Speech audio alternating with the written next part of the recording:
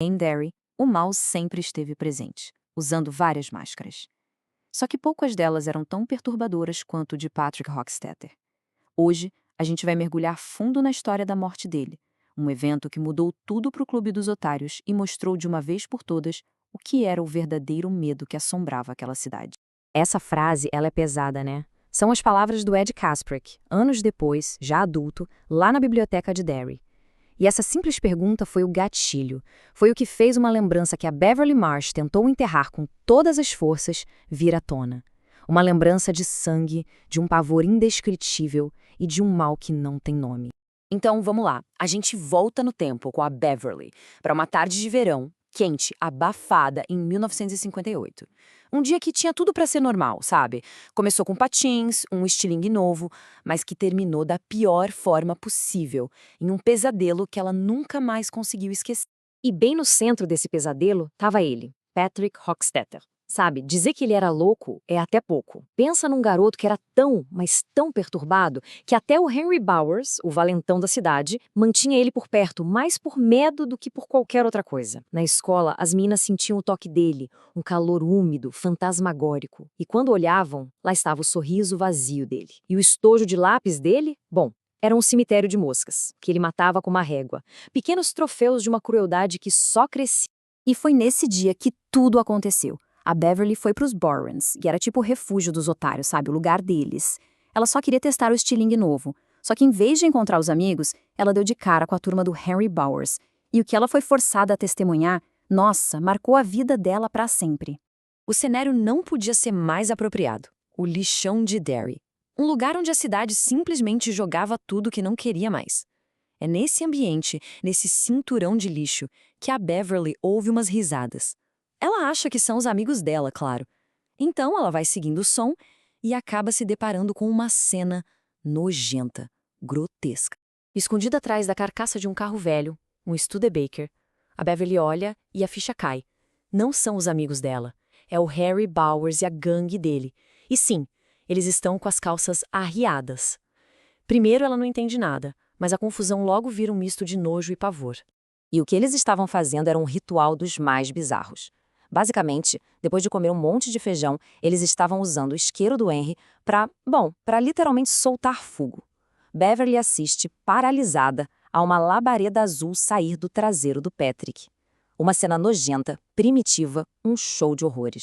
A festinha bizarra acaba quando o Victor e o Belt vão embora. E aí ficam só o Henry e o Patrick. E o clima muda. Na hora. Fica um silêncio pesado, denso. E a Beverly, presa no esconderijo dela, sente que a coisa ficou muito, mas muito pior. Ela simplesmente não tem pra onde correr. É nesse momento, nesse silêncio desconfortável, que a verdadeira natureza do Patrick Hockstetter começa a aparecer. Uma escuridão tão bizarra, tão profunda, que até mesmo um sádico como o Henry Bowers tinha medo, mesmo sem entender direito por quê.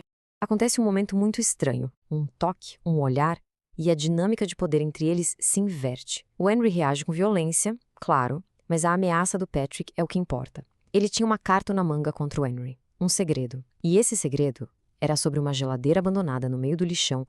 Pra gente entender o nível da psicopatia, essa linha do tempo ajuda. Aos 5 anos de idade, 5 anos, o Patrick matou o próprio irmãozinho, o Avery, sufocado. Aos 7, ele descobriu a única coisa no mundo que lhe dava medo, sanguessugas. E aos 11, ele achou a ferramenta perfeita para a maldade dele, aquela geladeira, que virou uma câmara de tortura para animais. A ameaça sobre a geladeira selou o destino do Patrick. Ele sabia que precisava se livrar das provas dos crimes dele. E assim, como se não fosse nada, ele vai andando, cantarolando, em direção àquele caixão de metal enferrujado que ele usava para torturar suas vítimas. Quando ele abre a porta da geladeira, ele encontra o que não esperava. Dentro não estava só o esqueleto de um pombo. Tinha um enxame de criaturas horríveis, com asas de inseto, mas corpo de sanguessuga. A única coisa no mundo que o apavorava. E elas estavam vindo direto para cima dele. Isso não é real. É a única coisa que a mente dele consegue pensar, enquanto aquelas coisas o cobrem. A mente dele, que sempre tratou os outros como objetos, agora se recusa a aceitar a própria realidade. Ele não sente dor, só uma sensação estranha, de estar sendo esvaziado, a vida sendo sugada para fora do corpo dele. Ah, mas era muito real. A realidade era brutal. O sangue que escorria era o dele. As criaturas entravam nos olhos, na boca, se alimentando dele, vivo. O predador, pela primeira vez na vida, virou a presa. E o banquete? Era ele mesmo. Nos seus últimos segundos de consciência, Patrick vê algo mais. O horror puro. Uma figura com um rosto que derrete e se refaz. Uma voz que parece borbulhar de maldade.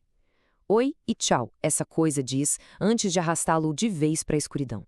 Para o seu prato principal. E a Beverly, ela finalmente cria coragem e sai do esconderijo. A cena que ela encontra é de carnificina, sangue para todo lado. Ela não entende o que aconteceu. Até que uma daquelas criaturas nojentas pousa no braço dela. E aí, o pesadelo se torna real para ela também. Uma sanguessuga. Só uma. Beverly arranca o bicho com um grito. Mas aí vem outra, e no puro instinto ela tira com o estilingue. E o que acontece em seguida é impossível. A pequena esfera de aço parece desafiar a física, faz uma curva no ar e simplesmente pulveriza a criatura numa gosma amarela. Beverly sai correndo dali, encontra os outros otários e conta tudo. E eles, juntos, decidem voltar para o lixão. O céu já está escuro, ameaçando uma tempestade daquelas. Eles chegam lá com um plano meio improvisado, usando um varal de roupas para tentar abrir a porta da geladeira à distância.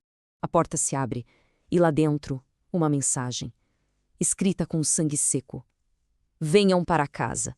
Repetidas vezes. Não era um pedido. Era um convite macabro. Uma promessa de morte, vinda diretamente do mal que assombrava Derry. E bem nesse momento, o céu desaba. Começa a chover granizo, mas a dor das pedras de gelo batendo neles não era nada perto da mudança que aconteceu dentro dos otários. O medo. O medo se transformou em raiva. A tristeza virou determinação. E é o Bill Denbrough, o líder deles, o irmão do George, que simplesmente explode. Ele avança na direção da escuridão e o grito dele ecoa no meio da tempestade. É um desafio direto ao monstro. É um grito de dor, de ódio, mas também de um amor que a coisa nunca seria capaz de entender. E ali no meio daquela fúria da natureza, eles se unem. 6 crianças contra um mal que existe há séculos. Eles formam um círculo, um pacto silencioso de amizade e coragem. Uma promessa de que, enquanto estivessem juntos, eles seriam mais fortes. Mesmo sem o Ed ali, o círculo estava formado. E é nesse momento de união que a maior verdade de todas se revela. É o Bill, com o rosto molhado de chuva e lágrimas, que percebe. A coisa, aquele monstro que se alimenta do medo das crianças, está com medo deles. Porque a amizade, a lealdade e o amor que une os otários é uma força que o mal não consegue devorar.